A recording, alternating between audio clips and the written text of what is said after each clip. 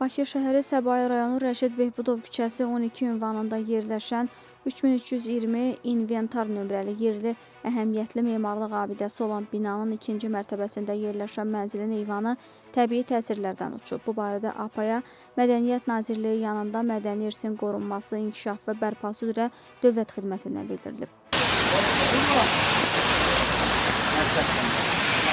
Qeyd edək ki, uçan eyvan binanın qarşısından keçən qadının üzərinə düşüb, nəticədə qadın xəsarət alıb. Hadisə yerinə aidiyyatı qurumlar cəlb olunublar. Yasamal rayonunda ölümlə nəticələnən bədbəxt hadisə baş verib. Hadisə dekabrın 9-u saat 11 radələrində qeydə alınıb. 1996-cı il təvəllüdlü Anar Zahiroğlu Ağayev yaşadığı 16 mərtəbəli binanın 8-ci mərtəbəsindən yıxılıb. O aldığı xəsarətlərdən hadisə yerində ölüb. Faktla bağlı araşdırma aparılır.